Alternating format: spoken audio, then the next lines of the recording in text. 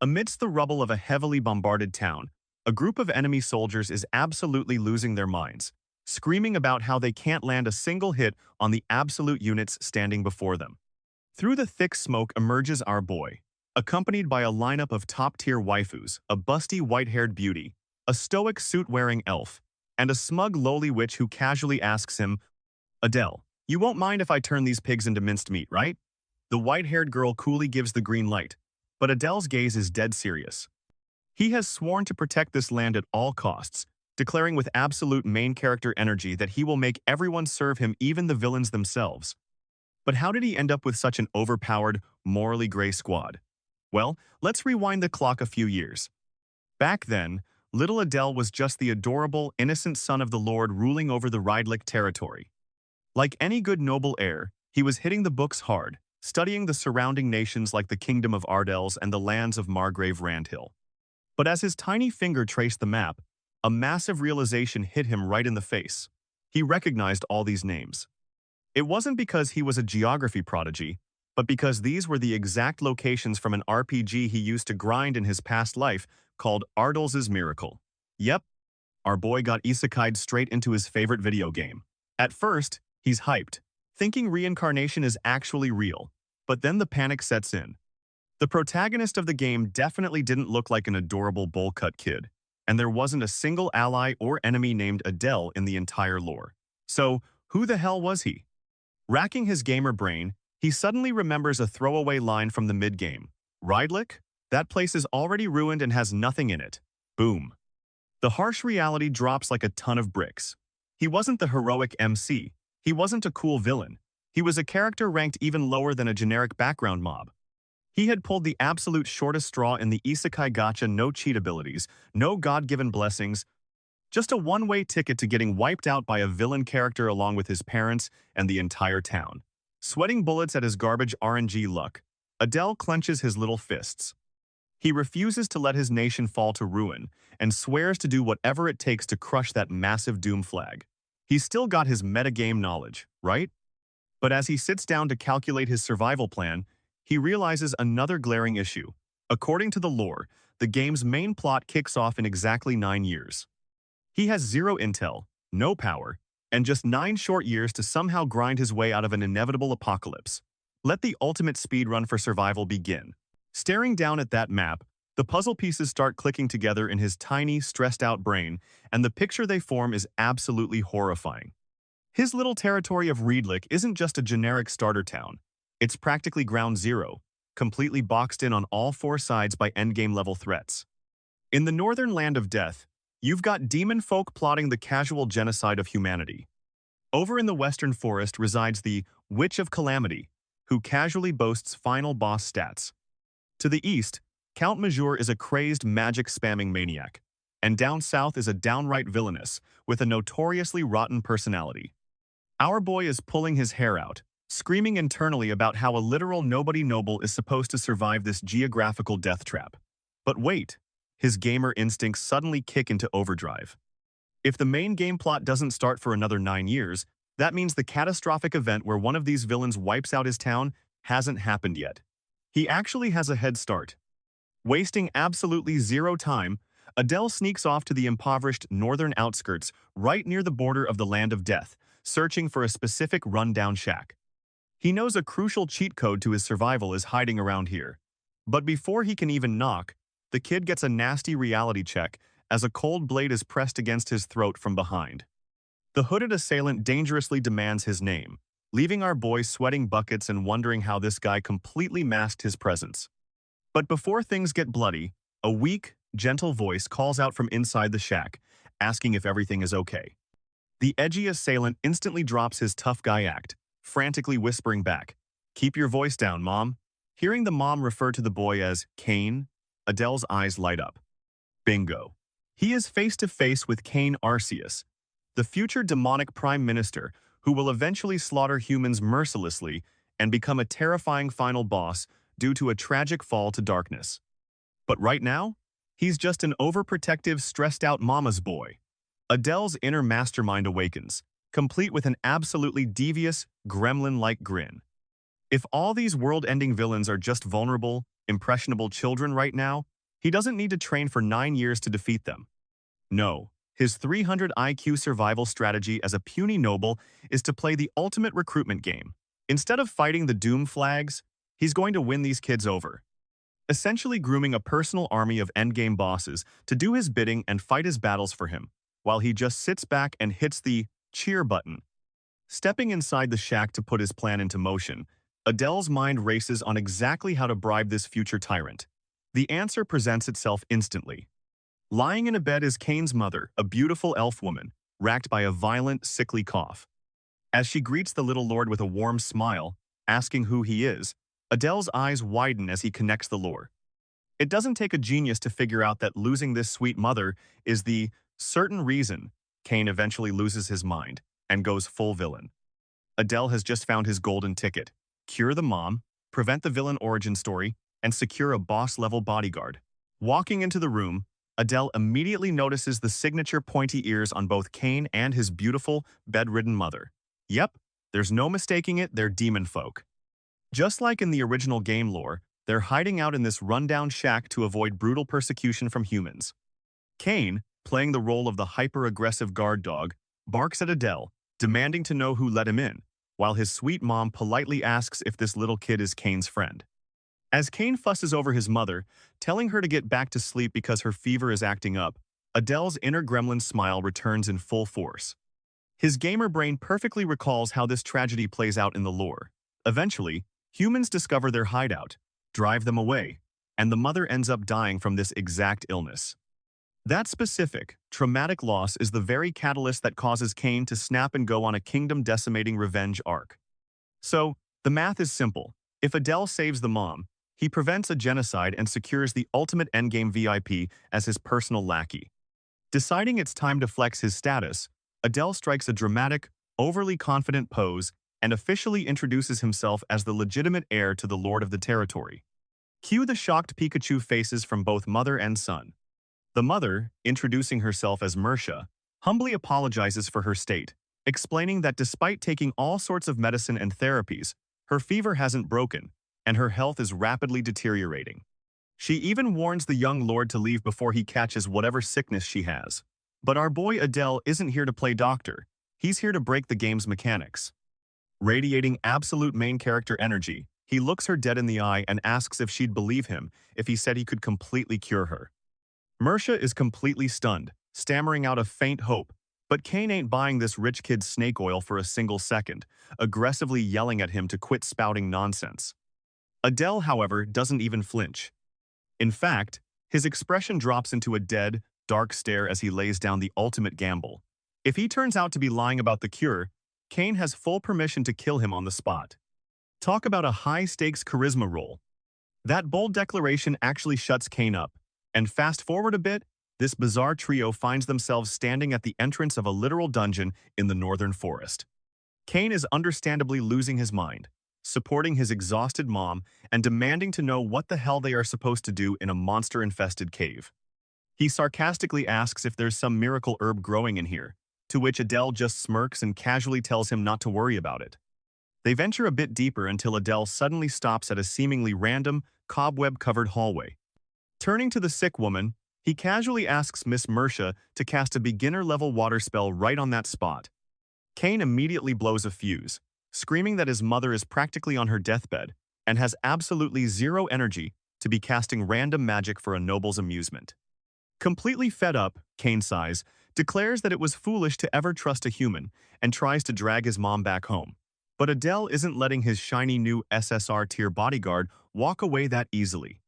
Hitting Kane with a piercing, intimidating glare, Adele asks if he is seriously going to run away without even testing a proposal that the young lord literally put his own life on the line for. That raw, edgy aura hits Kane like a truck, leaving him completely speechless. Seeing the unwavering resolve in the little noble's eyes, Mersha steps forward, her own eyes filled with newfound determination. She turns to her protective son and gently tells him that she only needs to cast one simple spell. Against all logic and reason, she wants to put her absolute faith in Master Adele. Let the miraculous healing and the ultimate boss recruitment speedrun commence. Seeing Kane finally grumble a reluctant fine is a massive relief for Adele, who was low-key sweating bullets that his prize bodyguard was about to walk out the door. Mersha, the sweet mom, steps up and prepares a simple beginner-level water spell, just like Adele asked, but the moment she releases it, things go from 0 to 100 real quick. Instead of a little splash to water the plants, a literal tidal wave erupts from her magic circle, drenching the entire dungeon corridor in a massive explosion of water. Kane is absolutely shook, demanding to know what kind of black magic Adele just performed on his mother, but our boy stays cool, explaining that the illness was actually just a massive buildup of magical energy that Mersha's body couldn't handle. By forcing her to cast a spell, he basically acted as a pressure valve to release all that stagnant mana. As the water settles, Mersha realizes her body feels light for the first time in years. She thought she'd be bedridden until the day she died, but now, she's actually standing on her own two legs. It's a beautiful, emotional moment as she thanks Adele with tears in her eyes. But because this is a manga, we can't have a wholesome moment without the mandatory fan service. Since she just fired off a massive water spell, Mersha is now completely soaked, and her shirt has turned 100% see-through, leaving absolutely nothing to the imagination. Adele, being the refined young lord he is currently having a mental breakdown because his recruitment points are about to plummet into the gutter if Kane sees this. To make matters worse, Mersha is still weak from her long illness and ends up tripping, falling directly on top of Adele in the most compromising way possible. Our protagonist is currently pinned to the ground, staring up at a very generous view while praying to every god in the isekai realm that the future demonic prime minister doesn't walk around the corner right now, or his survival speedrun is going to end in a very gruesome game over. After witnessing his mother literally blow up half the dungeon with a beginner spell, Kane is standing there with his jaw on the floor, demanding to know how a simple water trick cured her entire terminal illness. Adele, trying his best to look like a genius and definitely not a kid who just avoided a game over screen, explains that Mersha was suffering from mana illness. Basically, her body was a faulty battery that kept recharging mana past its maximum capacity, leading to magical poisoning. By forcing her to cast that massive spell, she vented all the toxic excess energy. Kane is completely humbled, realizing that if they had kept following standard medical advice of just rest, his mother would have eventually exploded from the inside out. Overcome with guilt for his edgy behavior earlier, the future demonic prime minister drops to his knees, begging for forgiveness and pledging his eternal loyalty to Master Adele. Talk about a successful pull in the gacha of life. A few days later, the situation is looking way more comfortable. Adele pulled some strings with his dad, and now Kane and Mersha are officially living and working at the Riedlich mansion. While Kane serves tea in a sharp butler suit which, let's be honest, is a massive glow-up from his "I'm going to kill you" rags, he remains in awe of Adele's extensive knowledge. Adele just plays it off cool, sipping his tea while thinking, "Yeah, it's called having the strategy guide, buddy." But more than the medical help, Kane is deeply moved that Adele hired them without a second thought, despite them being demon folk in a world that usually treats them like monsters. With the first Doom flag officially incinerated and his first endgame bodyguard secured, Adele turns his attention back to the map. One route where Kane kills him is gone, but the grind never stops. Next on the shopping list for his personal army, the silent witch living in the western forest. Our boy is building the most overpowered team in history, one villain at a time. Stay tuned, because this is just the beginning of the ultimate mob characters takeover. 3 months have officially passed since Adele pulled off the ultimate recruitment move by hiring the future demonic prime minister and his mother. Life at the mansion is honestly looking pretty sweet. Kane spends his spare time grinding his swordsmanship while working as a butler, and Mersha has taken over the kitchen, whipping up food that Adele describes as literally to die for. But while his stomach is happy, Adele hasn't forgotten his main mission. The Witch of Calamity Conquest is next on the schedule. Today, the trio is back at the Northern Forest dungeon, but Mersha and Kane seem to think they're just here for a casual family picnic. Mersha even packed a massive lunchbox, which Adele low-key thinks is overkill, but hey, you don't say no to top-tier home cooking. While they set up a base camp on the safe upper floors, Kane, who's clearly eager to show off the results of his training low-key, tries to convince Adele to let him dive deeper into the monster-infested zones. Adele, however, knows the game stats. You need to be at least level 20 to clear this place, and right now, his party is definitely not there yet. He shoots Kane a gentle, lord-like smile, telling him he's proud of his hard work, but today is just for scouting. Deep down, Adele is relieved. He can't contribute in a fight anyway, so he's happy to stay in the splash zone. But while Mersha starts her magic therapy, Adele's mind is racing about the secret hidden in the deepest floor, Sienna, the Silent Witch. In the original game, she gets manipulated by a villain and becomes a world-ending threat who hates humanity. Adele's plan? Snag her as a comrade before she falls to darkness. And let's be real, his motivation isn't 100% noble. He remembers that Sienna is also a fan-favorite character with, the best style in the entire game. He starts daydreaming about her, thanking him for lifting her seal and offering to fulfill any wish he wants, including some very questionable big sister pampering play. Our boy is literally blushing at his own degenerate thoughts until he snaps back to reality, realizing he still has 9 years to turn these future disasters into his loyal and very attractive personal army. The grind for the ultimate harem, tactical squad continues. Standing in the upper halls of the dungeon, Adele and his team are suddenly ambushed by a terrifying presence.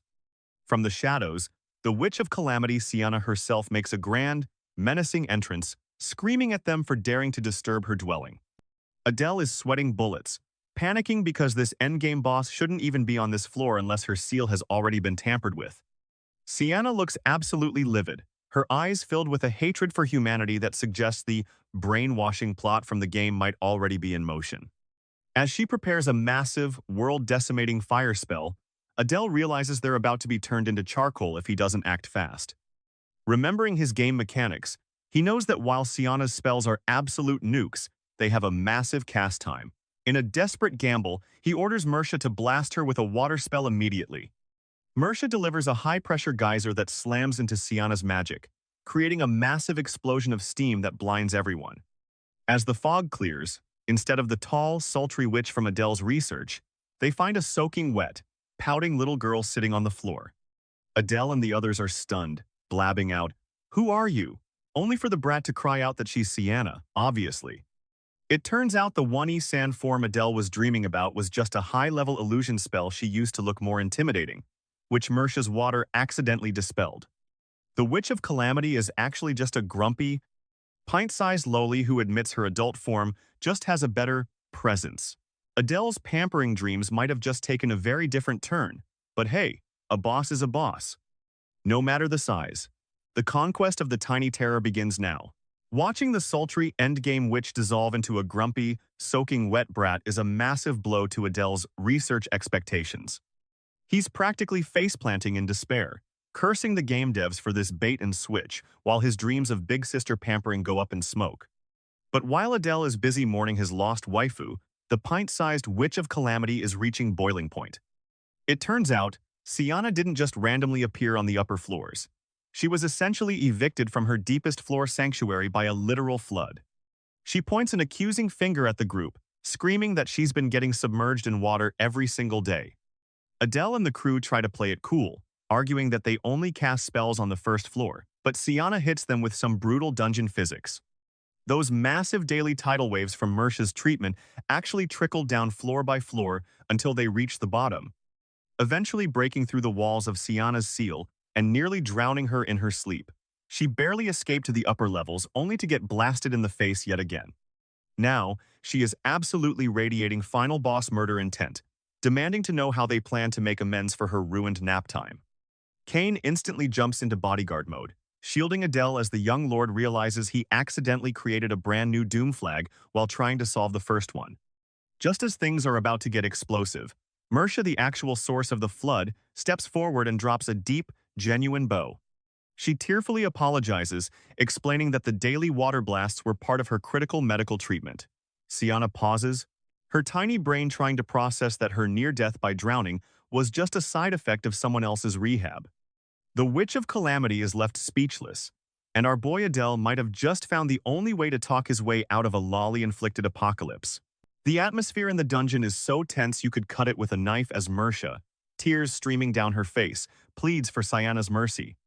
She's basically offering herself up as a human elf shield, begging the pint-sized powerhouse to spare Adele and Kane, since they had no intention of actually waterboarding a legendary witch.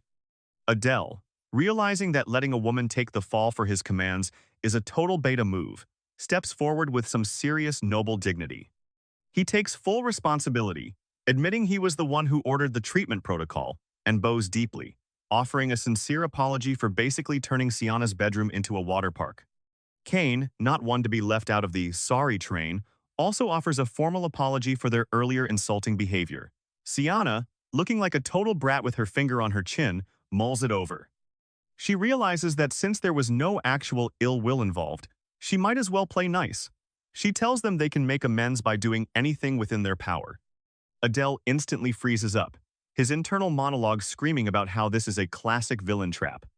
He's envisioning her demanding their souls or some horrific payment, but then Sienna drops the bombshell. I'm famished for now.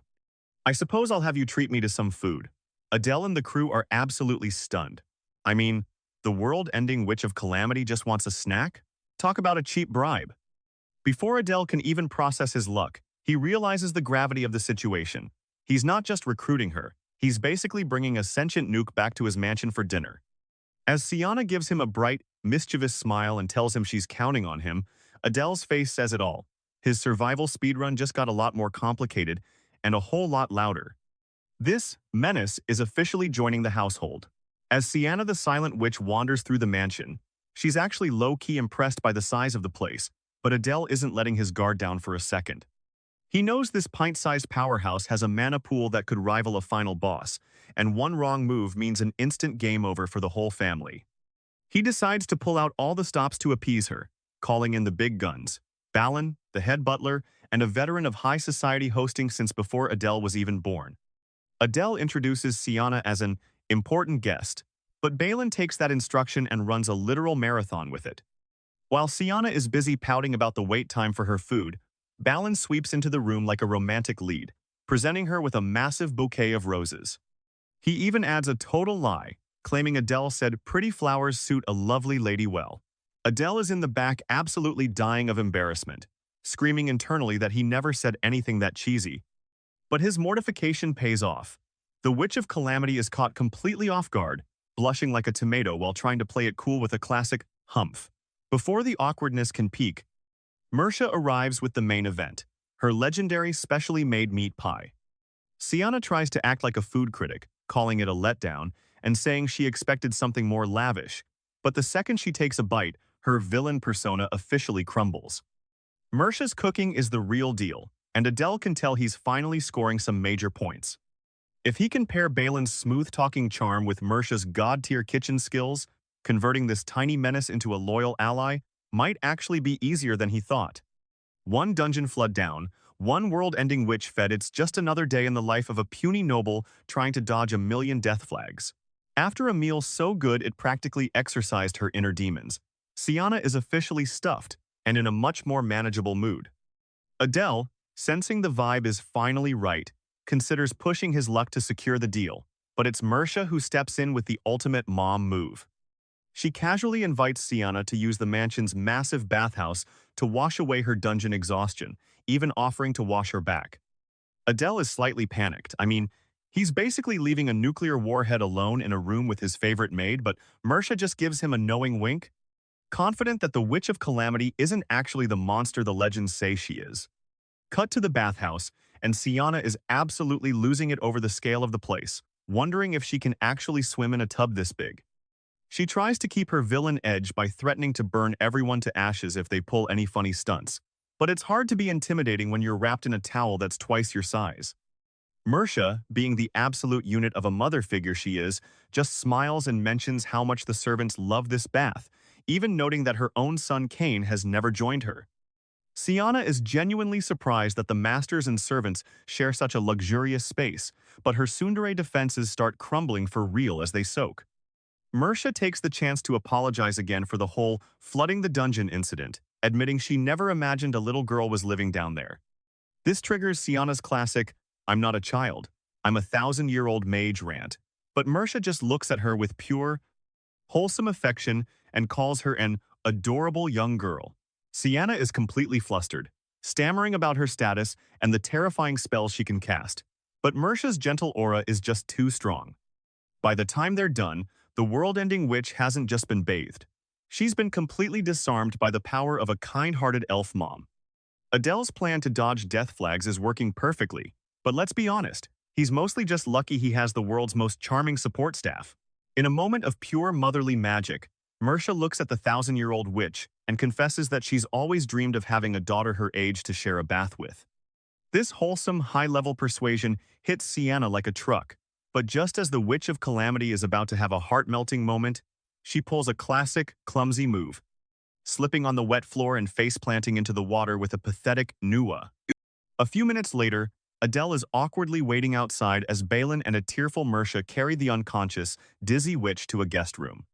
Adele tries to make a graceful exit, but Sienna suddenly grabs his sleeve with a desperate, blushing face, asking him to sleep in the same bed, because she still has things to talk about. Our boy is absolutely panicking, staring at the ceiling and wondering if he's about to enter an eternal sleep scenario where he never wakes up again. But Sienna isn't planning a murder. She's curious about Mersha's illness. Adele explains the whole mana illness thing, how the toxic mana would have rotted Mersha from the inside out if he hadn't forced her to vent it in the dungeon. Sienna finally connects the dots, realizing that the daily floods that nearly drowned her were actually a desperate survival tactic. As the tension finally drains out of the room, the legendary witch stares up at the chandelier and begins to open up about her own tragic past, revealing that she was sealed in that dark dungeon before she even knew what was happening. It looks like the path to winning over the world's most dangerous loli is paved with meat, pies, warm baths, and a little bit of late-night trauma dumping. As Sia shares her tragic backstory, Adele realizes that her world-ending hatred in the original game wasn't just random. It was the result of a 1,000-year cycle of being used for her power and then resealed in a cold, windowless dungeon. She's shocked that a monster like her could be treated like a daughter, but our boy Adele hits her with some high-level charisma, telling her that blood relations don't matter, and she's the only one who can decide how she feels. He tries to stay awake all night to keep an eye on her, but his child-sized body betrays him, and he passes out. He wakes up in a cold sweat, panicking that Sia might have already vaporized the staff, only to find her and Mersha having a cute breakfast together like best friends. Sia, now looking more like an excited brat than a calamity witch, proudly announces that she's officially moving into the house. Kane is naturally losing his mind, pointing out that letting a walking nuke live with them is peak insanity, but Balin is just proud of his young master's social skills. Adele stands there in his pajamas, wondering if he successfully conquered a villain, or if he just signed up for a lifetime of babysitting a legendary mage. One thing's for sure, the quiet life is officially over, and the Riedlich mansion is about to get a whole lot more explosive. Adele is finally taking a moment to relax, sipping some tea and soaking in the peaceful atmosphere of his mansion. He's thinking he's got it made now that the two biggest walking disaster flags in the game's lore, Kane and Sia, are officially on his side. But just as he's getting comfortable, Sia bursts into the room, totally shattering his calm by declaring that the two of them are heading straight back to the deepest floor of the dungeon. Adele instantly hits her with a hard, screaming nope. There is absolutely no way he is going back to a monster-infested death trap. Sia just pouts, acting like a spoiled kid who wants to retrieve her clothes and personal belongings since the floodwaters should have receded. She tries to reassure him that with a 1,000-year-old witch by his side, he'll be perfectly safe, but Adele is having a full-blown existential crisis. See, he knows a harsh reality about his current body. His stats are absolute, steaming garbage. When he first reincarnated, he checked his status window and found out he has a flat 0 in every magic attribute and a truly abysmal growth rate of 0.01. Basically, the game devs slapped a permanent, easy-to-kill debuff on him to guarantee he triggers those early-game doom flags. He proudly declares to the legendary witch that even a low-level slime could probably snap him in half, so diving into a deep dungeon is basically a suicide mission. Sia is just standing there, utterly bewildered that someone could have the gall to brag about being that pathetic. It turns out she already tried asking the rest of the staff to carry her luggage, but everyone was mysteriously busy.